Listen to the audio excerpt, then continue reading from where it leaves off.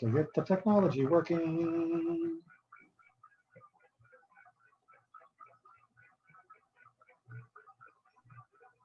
Okay. Okay. Good. All right. Let me pop out the chat from YouTube. Park that over on the second monitor. And we are good.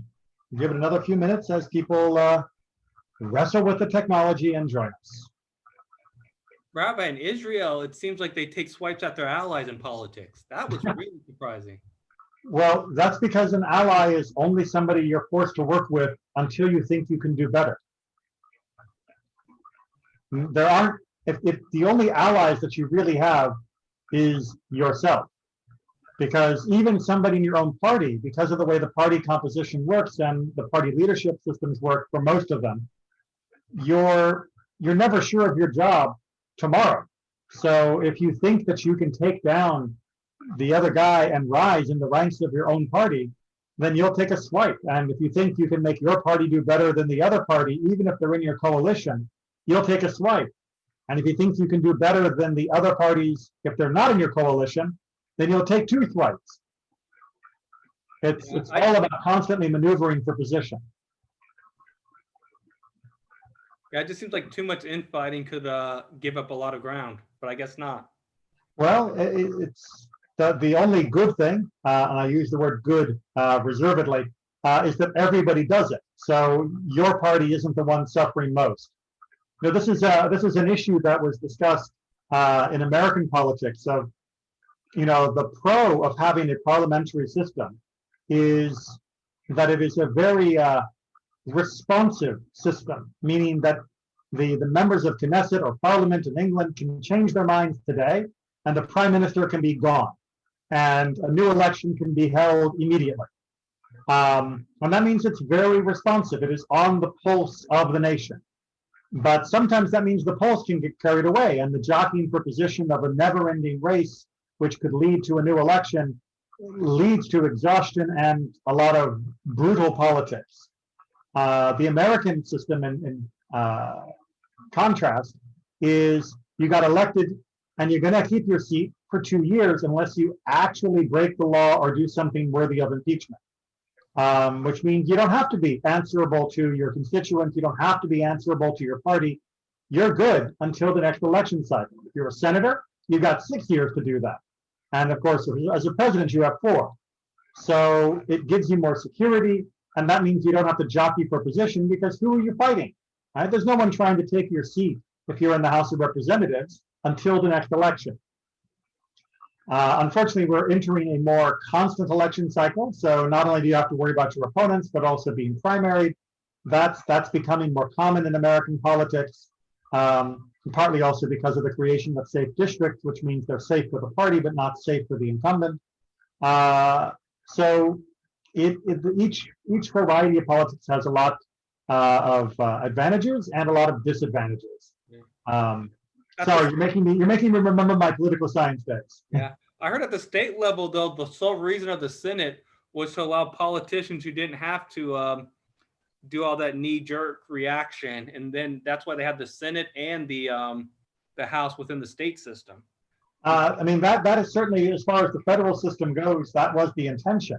You know, that you would allow the Senate to cool the heated debates and popular fervor of the House of Representatives. Over time, that's been a little different, and part of that change was because senators are now elected directly by the popular vote rather than being elected by their state legislature. So the change in how senators were picked made a big difference in how the Senate responds, and you know that's part of what our current situation is about. And you can argue whether it's better or worse for lots of different reasons, but that's a whole different podcast. All right, so that was a little digression into political science. So suffice to say, how you organize your government makes a real difference. And not just who you vote for, but how often the votes happen, how the votes are held, and who gets to vote, these things make very real impacts on who can be elected and what kind of policies they are likely to engage in. Just a reminder, I do not tell people who to vote for, but I have no problem telling everybody you should vote. Right? I'm not going to tell you who to vote for. I'm not going to tell you what political party to vote for. I'll be happy to explain Jewish positions on different issues, but I will not tell you which policy is the Jewish policy that you must adhere to. And I quite resent rabbis who think that they can preach those things. But I will tell you that you should vote. That voting is an amazing privilege that our people have not had in countries before. And now that democracy is the norm for us, we as Jews have an obligation to ourselves, to our ancestors, and to our descendants to exercise that right at the ballot box and to participate as an active member of the civil society. So please make sure you are registered to vote, and then show up or mail it in or early vote or whatever you and your state allow. Make sure that you participate in the great thing that we have that's called democracy. Okay, so off from political science, back to Mishnah Taanit 2. So last week we talked about the rains or the lack of rain, and how you would see a community institute a public fast in order to try and see if we could shake loose whatever was causing the stoppage, or if it was indeed us that was causing the stoppage.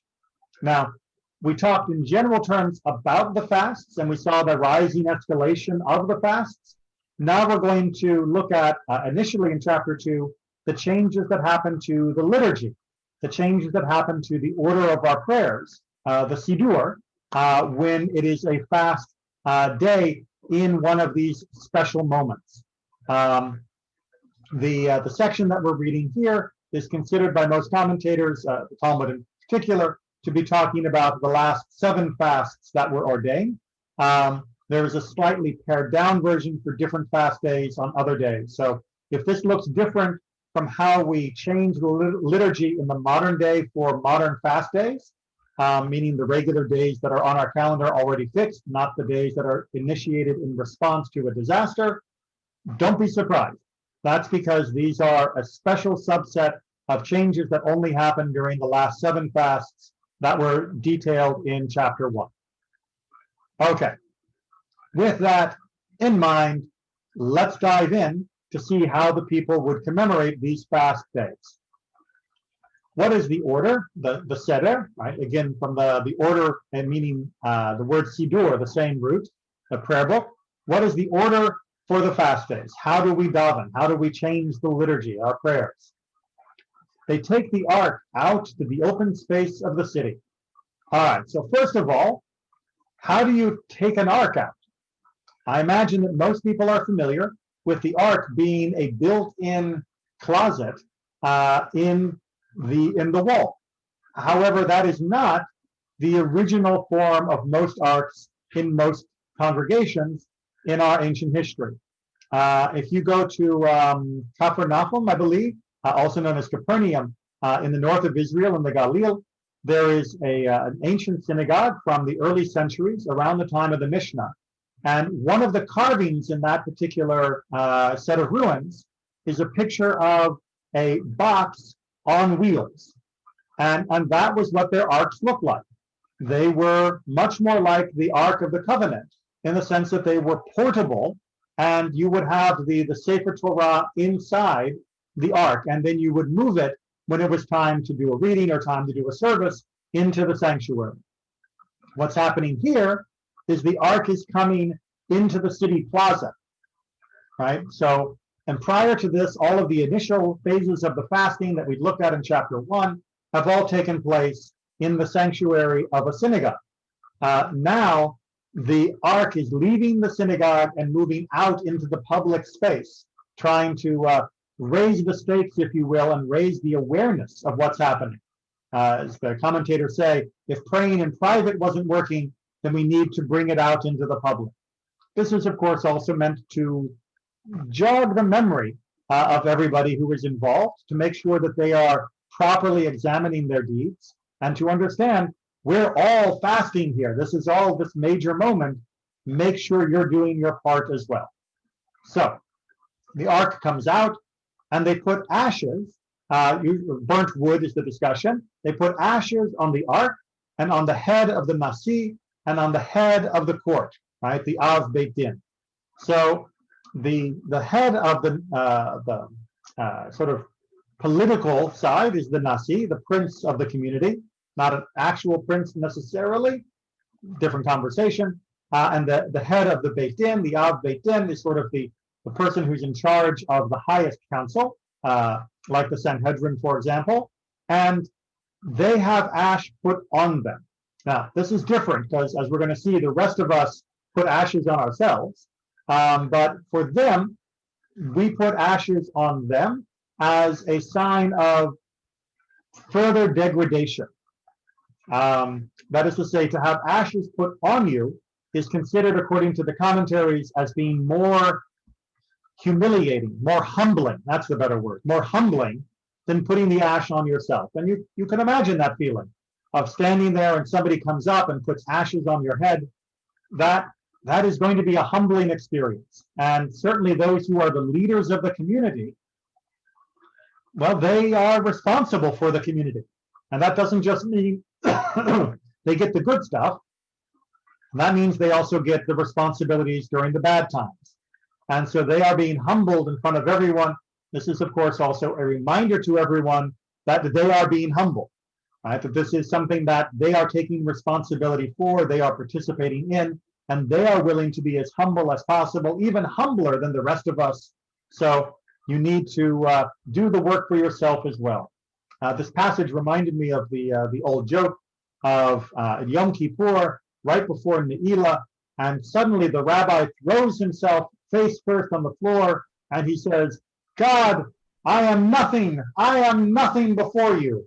And the cantor, inspired as well, throws himself down next to the rabbi and says, I too am nothing. I am less than nothing. And from the back of the room, Yankel the tailor throws himself to the ground in the aisle, and he says, me too, God, I am nothing. And the rabbi turns to the cantor as they are both face to the ground and says, look who thinks he's nothing. Sorry, it's a funny joke. I missed the laugh track. The idea being that can sometimes be an arrogance in humbling yourself. And yeah, all right. I'll remember not to tell that joke again. Aaron, yes. Hey, Rabbi, what is the Nasi here? Are they using it to specifically mean head of the Sanhedrin? So the Nasi and the Av Beit Din were the two leaders of the community. At different times, the Nasi might be more or less political, but they both had a role to play in the Sanhedrin. And by political, you mean some people rose up more by consensus and some by other means? No, I mean, some people were more responsible for dealing with the non-Jewish authorities. They had more of a secular political job, not only the internal religious job. However, as interesting as that is, and as unfunny as my joke was, the more interesting aspect of this whole section is they also put ash on the teva, on the ark. What? Right? The ark isn't a person. Right? Why is the ark wearing ash? Why isn't it just us? If we believe that all of this fasting and all of this humbling is because of our sins or potential sins, that makes perfect sense.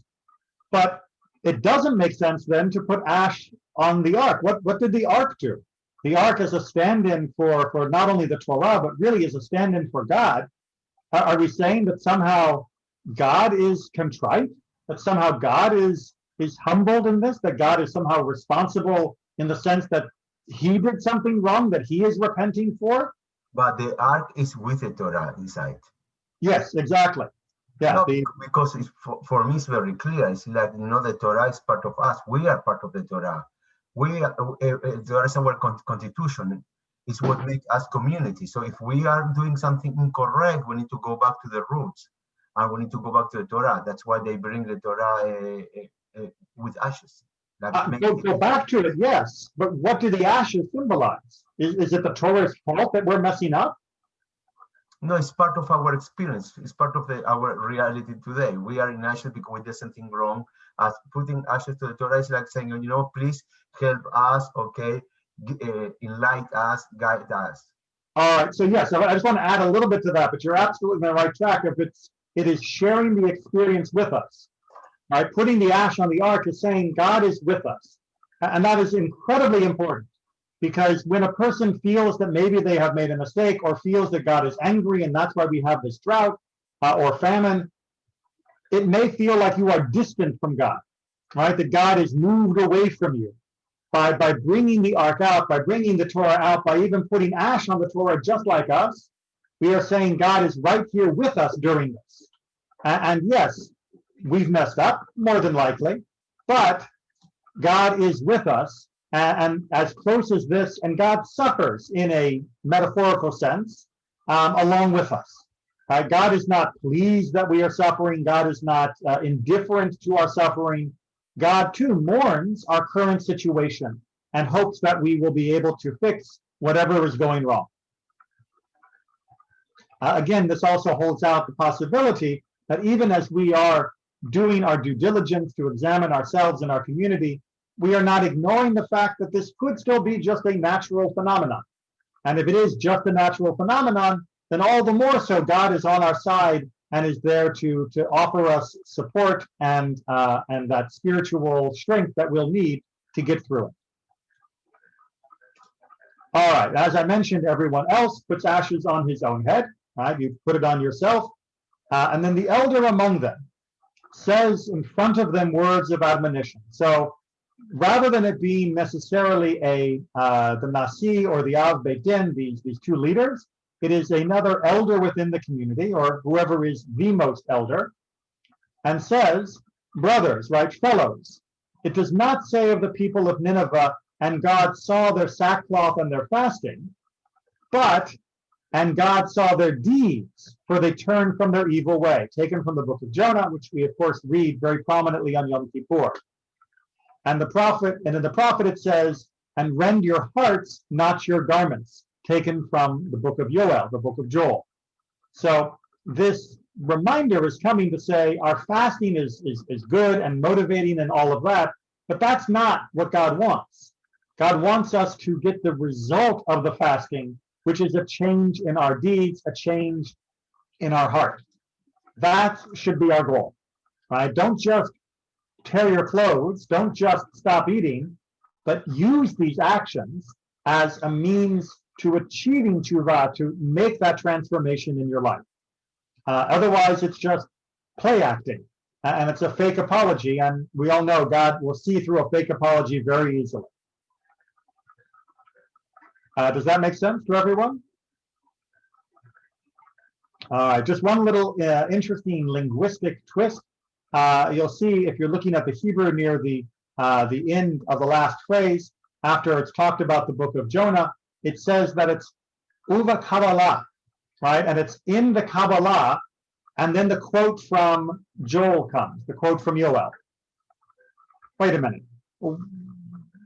Joel is not part of the Kabbalah, right? Joel is not in the Zohar. I mean, they reference, of course, in the Zohar, but the Kabbalah, most people nowadays think of being the mysticism, the esoteric texts that were written during the Middle Ages and have come down to us since.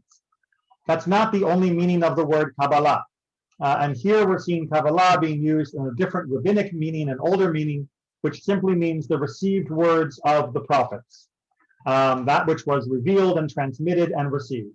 So it's coming as a specific marker for the prophet Joel's words. The reason why it comes as a marker for his words but not for Jonah's is because Jonah's aren't his words. They are a report, the narrator speaking, if you will, rather than a direct transmission of a straight dialogue. Just a little interesting aside. All right, Mishnah 2. Let's see if I can get that lined up. When they stand up to pray, they bring down before the ark an old man conversant with prayers, one who has children and whose house is empty, meaning of food, so that his heart is complete prayer. right? So that his heart is completely turned towards prayer.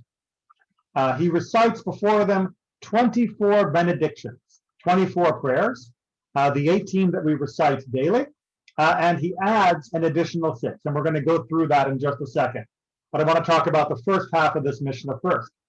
All right, so you bring an old man, again, his status, his dignity, his standing in the community, but it's somebody who has to have children, and in his house, there is nothing, right? His house is empty. And that is in order so that there is nothing for him to feed them. This is a person who is being affected by the famine. It's one thing to bring in the most beautiful cantor you can find with the most beautiful voice you can find, who can have the most amazing melodies you can find. But if you really want to move the people in this prayer, you need to find somebody who is sharing the misery of the community, who really does not have enough to eat, the same way that no one else has enough to eat because of the drought and the famine. That's the person you want to be your representative, not necessarily the person with the nicest voice. And because that will make sure that his heart is shalem b'tefillah, it is wholehearted in his prayer. Right? It's not just lip service, it's not just a performance. He means every word he says because he has the full feeling of what the community is going through. Questions? Comments? Make sense? Okay. Mishnah 3. These are they.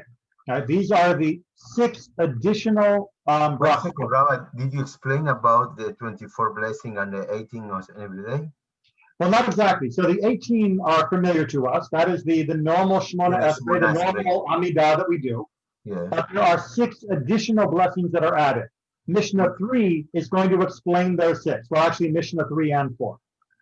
So they will say which one exactly? Well, so you would do the normal Amidah, but you also add additional blessings that we don't normally do in the Amidah. Can we find today in the Siddur No. the additional 6 blessings? So, no, but in the Taanit, if you listen, we're going to find them in Mishnah 3. No, in order to bring the Siddur and the complete, because the Mishnah usually they have only the first sentence. It is a little bit abbreviated, but in this particular case, the Mishnah is going to make reference to things that we do have the content for. However, remember, not to correct you too strongly, the Mishnah is not incomplete. The Mishnah assumed that you would be improvising within the structure of the Mishnah. So it's giving you that extra room for your formulation. However, these particular ones, as we're going to see, are mentioned either elsewhere or they are specific quotes from Tanakh. All right. So let's go through the 6, and then we'll talk a little more. And so these are they, meaning the 6 additional blessings. Zichronot, shofarot. In my distress, I called to the Lord, and he answered me, meaning Psalm 120. I turned my eyes to the mountains, meaning Psalm 121. Out of my depths, I called to you, meaning Psalm 130. A prayer of lowly man when he is faint, meaning Psalm 102. And so those are the 6 ones, the 4 passages from the Psalms, plus Zichronot and Shofarot. Now, Zichronot and Shofarot, that may sound a little familiar. And indeed, if you go to the Musaf service on Rosh Hashanah, you will find that there are 3 special blessings added. Zichronot, Shofarot, Malchuyot. Not in that order, pardon me. Right? But Malchuyot is not included here. That is a declaration of God's sovereignty. That's not what we need as a reminder. Instead, we need a reminder of remembrance, Zichronot, which is about us remembering, but also specifically about God remembering us, and Shofarot, which likewise has an essence of us remembering God, but also of calling ourselves to God's attention. So if you go to your Machzor and look up Zichronot and Shofarot, you'll see the bracha, the blessing that is done in that section. And then the other 4 are taken from the Psalms, and you can turn to the book of Psalms to find the complete text in those sections. Does that help, Natan? Okay. Rabbi Yehuda has a slightly different opinion. Sorry, so is the complete or only that sentence? They add the complete psalm or only that sentence? It is the full section that is being quoted. Only that quotation, not the whole psalm. Well, but we're going to see this is actually going to be added to a chatima, to an ending with each one, and that's going to be listed in Mishnah 4. So what we do is we have the full verse, because right now we only have the quotes.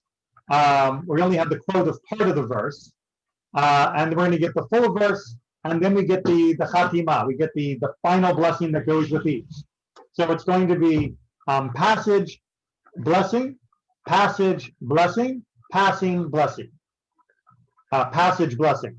Now this is a reminder, actually I meant to mention this, but this is a reminder that most of the passages in the weekday Amidah are either taken from the Tanakh in some place or are a reworking of the words of the Tanakh to put together into the form that we now have as our prayer. Anywhere from 50 to 70% of the Siddur in different places is really a collage of the different passages from the Bible. There's some connection that comes in. There is, like I said, rephrasing to move it from one tense to another. But most of our Siddur is made up of quotes from the Bible. Rabbi Yehuda had a different opinion. He says he need not recite Zichronot and Shofarot, the sections from the Rosh Hashanah service, but instead he should recite the following. If there is famine in the land, if there is pestilence, ... taken from the first book of Kings, chapter 8, and the word of the Lord which came to Jeremiah concerning the drought, ... taken from Jeremiah 14, a longer section there. And he ends at the end of each of these sections with its appropriate concluding benediction. And that concluding benediction, that chatima, is what we're going to look at in Mishnah 4. So let's go ahead and scroll down. And I'm not going to be able to keep all the Hebrew on the page with all of the English. Actually, I can just get all the English on the page. But go to Sefaria or any other good resource and you can see the full Hebrew if you would like to read along. So, for the first one, he says, who answered Abraham on Mount Moriah, he shall answer you and hear the voice of your cry on this day. Blessed are you, Lord, who redeems Israel. All right, so we have the verse, and then we have the idea of hearing Abraham. For the second one, he who answers our fathers at the seed of reeds, he shall answer you and hear the voice of your cry on this day. Blessed are you, Lord, who remembers all forgotten things. For the third, he who answered Joshua in Gilgal, he shall answer you and hear the voice of your cry on this day. Blessed are you, Lord, who hears a blast. For the fourth, he says, he who answered Shmuel at Mitzpah, he shall answer you and hear the voice of your cry on this day. Blessed are you, Lord, who listens to cries. So we use this huyot of Avotenu. What's that? Well, hold on. Let's finish the whole thing, and then we're going to talk about the collection. But the zichut of the Avotenu is something to keep in mind, but bring that back up after we've seen the whole list. Then we can talk about what's common in all of these. For the fifth, he says, he who answers Elijah at Mount Carmel, he shall answer you and hear the voice of your cry on this day. Blessed are you, Lord, who hears prayer. For the sixth, he says, he who answered Jonah in the belly of the fish, he shall answer you and hear the voice of your cry on this day. Blessed are you, Lord, who answers in time of trouble. For the seventh, he says, he who answered David and Shlomo and his son in Jerusalem, he shall answer you and hear the voice of your cry on this day. Blessed are you, Lord, who has mercy upon the land. All right, that's a lot to unpack. So first of all, we see that there is a collection of different ancestors that are all being mentioned in each of these. All right, none of them are generic. They are all referencing a particular person, or in the case of David and Shlomo, two people who cried out to God. Everyone can see that, right? So why do that?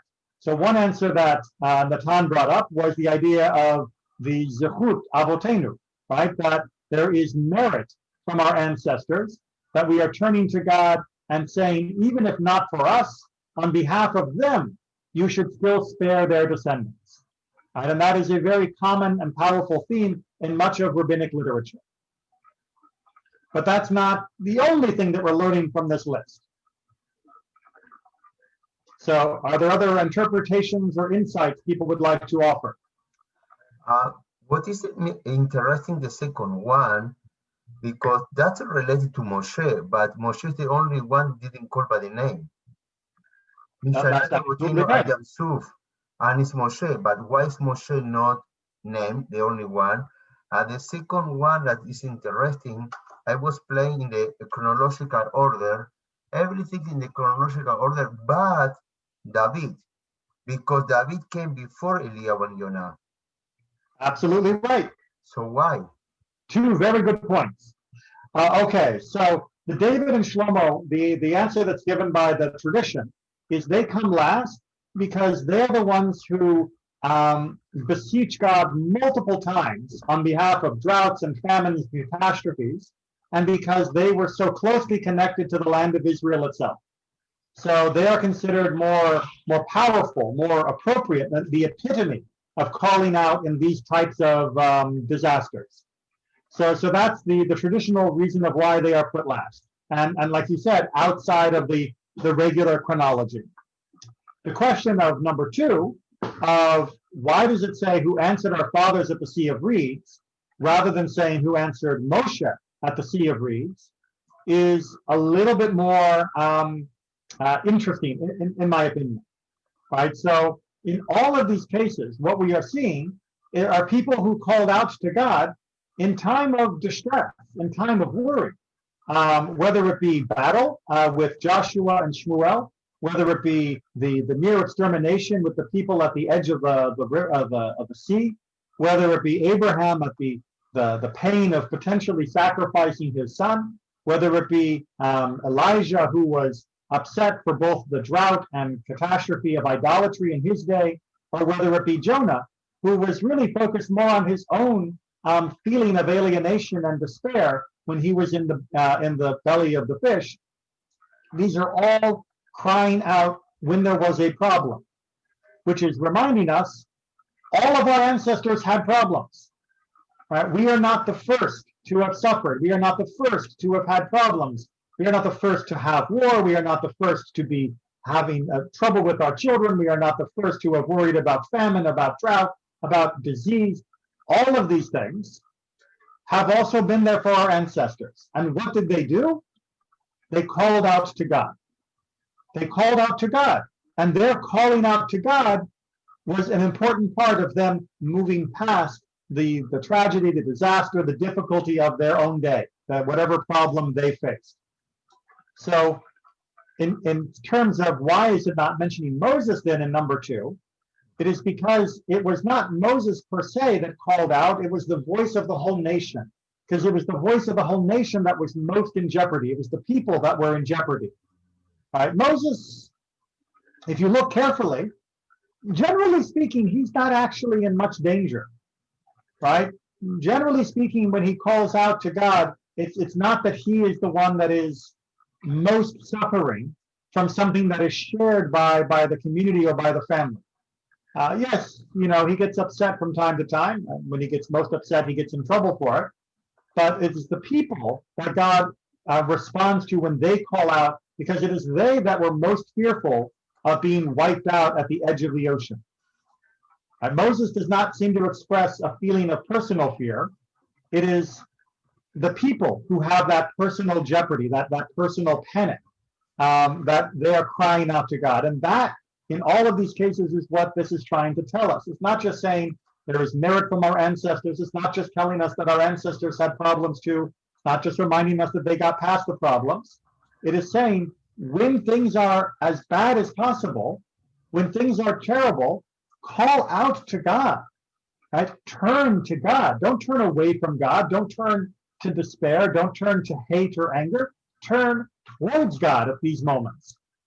That is the direction you should be pointing your heart. And that is why all of these are meant to be models, and models that we can emulate, and to cry out to God in the same way. So there's a lot going into how the rabbis chose to put together this list.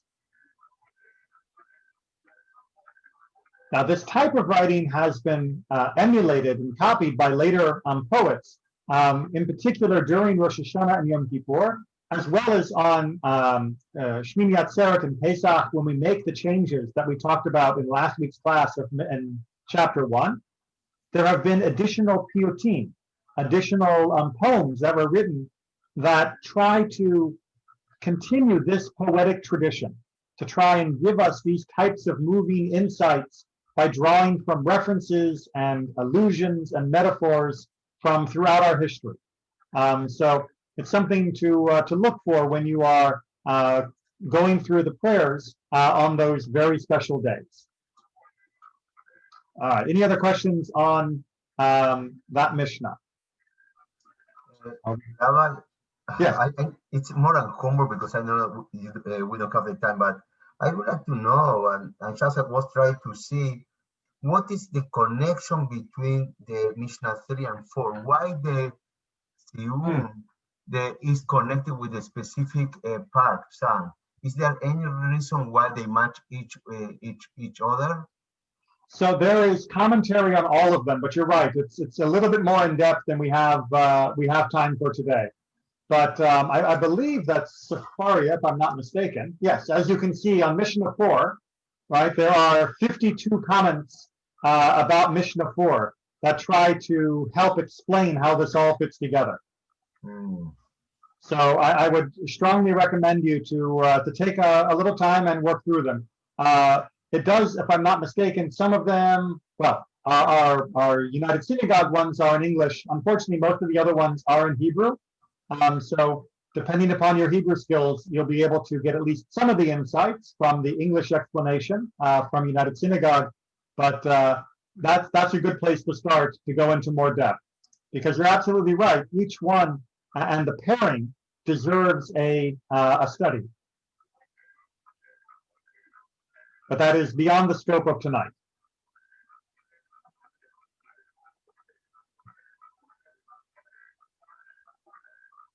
All right, let me just put that back where I need it. Okay, Mishnah 5. There we are. It happened in the days of Rabbi Chalafta and Rabbi Hanina ben Tradion that a man passed before the ark. Remember, that's the euphemism, the idiom. Sorry, the idiom that's used for the person who is leading the service, because they move in front of the ark to be able to lead the service, and we call them the Shliach Tzibor.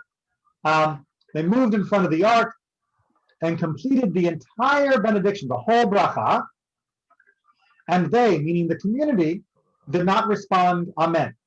Now that doesn't mean it was wrong. That just means in these rabbis' communities, this was their practice, that the Shliach Tzibor would go down the whole list, and then nobody would say Amen. Instead, according to the Talmud, people would say Baruch Shem Kavod Malchuto Leolam Va'ed. Blessed is his glorious name forever and ever. So they use that as a different ending. Now, that phrase, we also know from other parts of rabbinic literature, has a very special job, which is to say that the Baruch Shem Kavod Malchuto Leolam Va'ed was also a response that was said by the community during the service on Yom Kippur, during the Avodah service of Yom Kippur. So this is almost like saying that they were trying to emulate the temple service itself. And that is kind of reinforced because after that happened, the Chazan, that they would call out, right, make them say, sound the Tekiah, right? Priests, sound the Tekiah. So they would say, Kohanim, come on, give me a blast on the shofar. And then the Shliach Tzibor continued, he who answered Abraham on Mount Moriah, he shall answer you and hear the voice of your cry on this day. And the Chazan would call out, sound the Truah, sons of Aaron, sounds of Truah. And then the Shliach Tzibor continued, he who answered our fathers at the Sea of Reeds, he shall answer you and hear the voice of your cry on this day. And when the matter, in the voice of the cry on this day. So they basically continued this pattern. And when the matter came up before the sages, and they found out that this is the way they were doing it, they said they only practiced in this way at the eastern gates of the Temple Mount, meaning that style of doing it with the blasts and the Baruch Shem Kavod, that was only appropriate during the service at the temple and during the temple days, which means we don't follow it in that manner nowadays.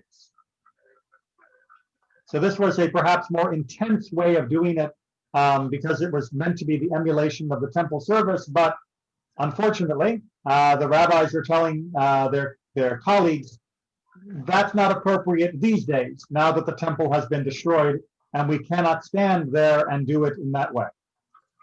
Maybe they were doing that way because for them all this draw is like a Yom Adin, the same way that they use all this terminology, the shofar and everything, Yom Adin with us, with God, that our life is in balance.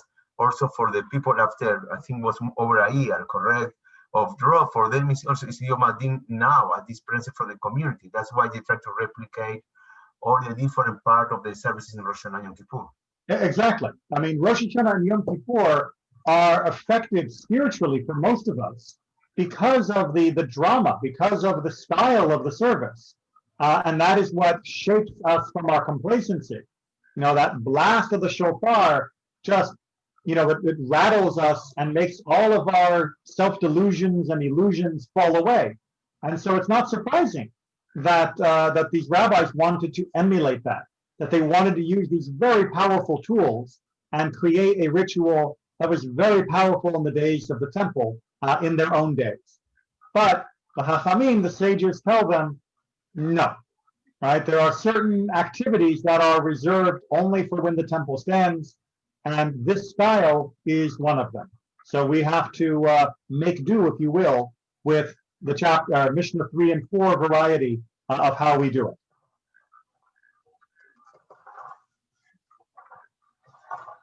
All right, where are we on time? Oh, good, we're fine.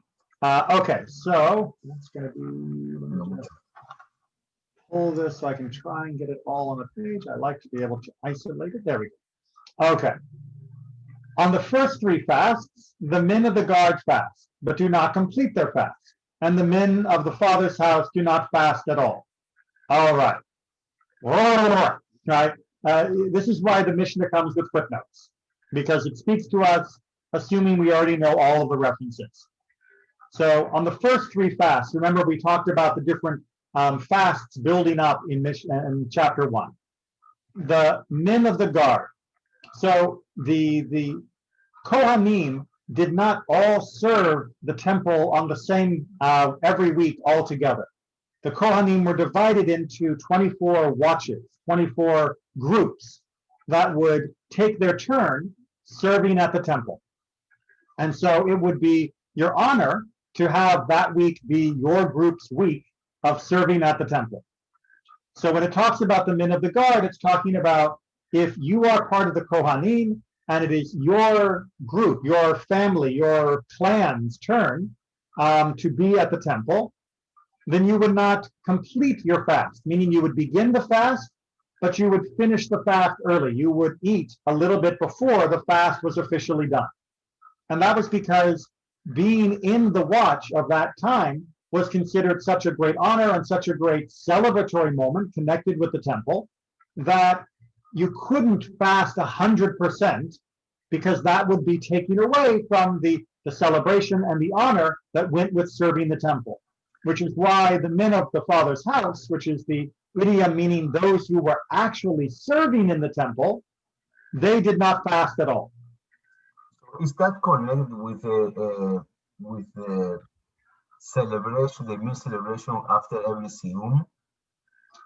Exactly right. So when there are moments of great celebration that happen to coincide with a fast day, the celebration will usually push off the fasting. So, for example, when it is the fast of the firstborn before Pesach, you will often find people arranging the siyum, the celebration for the completion of a period of study, so that it happens on the same day, so that you don't need to fast for that day once you have made that celebration.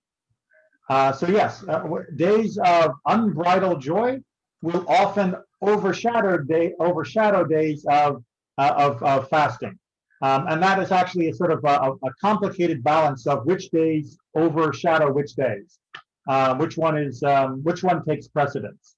But for the Kohanim in those days with the temple service, we see that their fast is less intense if they are one of the members of the clan that has the guard of that time period. On the second 3 fasts, remember, we escalate in severity. So when the second batch comes through, the men of the guard fast and complete their fast. So now their fast is the same basic fast as everyone else, as it had been in the first window. And the men of the father's house fast, but do not complete their fast, right? Meaning that they still have some reduction of the fasting because they are actually serving in the temple.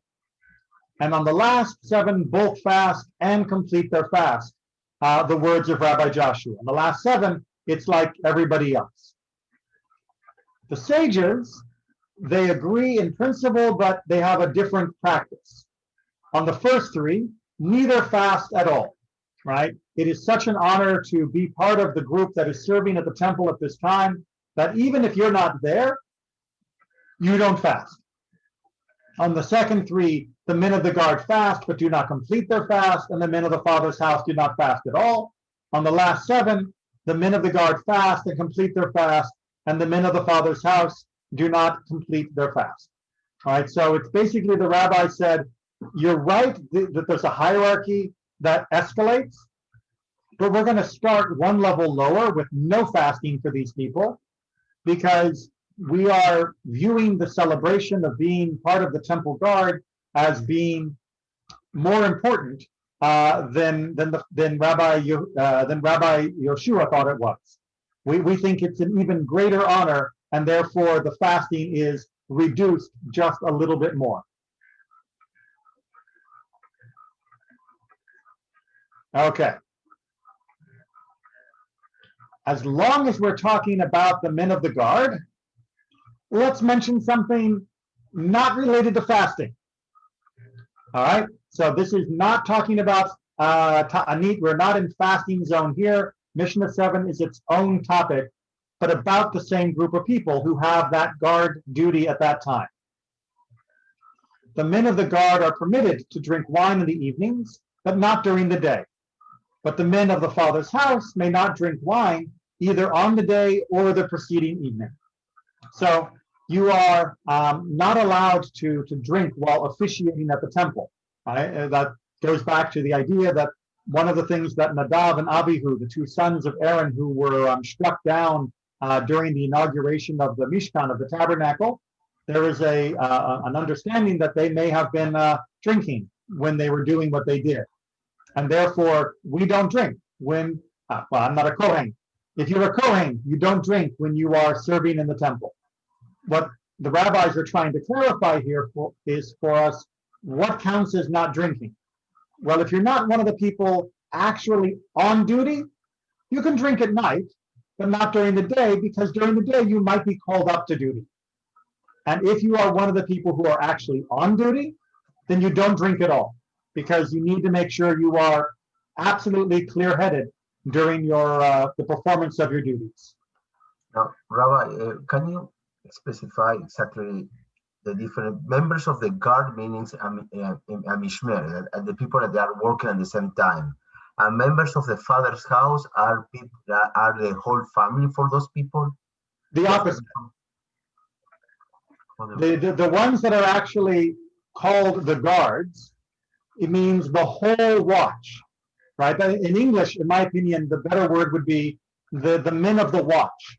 the men of the rotation of the rota, right? The men who are part of that family group, right? So that is the broader group. That's everybody who could be called up this week for duty.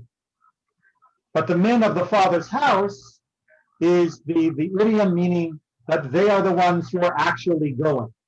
They are the ones who are on stage, if you will. Not that the temple was a stage, but they were the ones who were the frontline workers at the altar.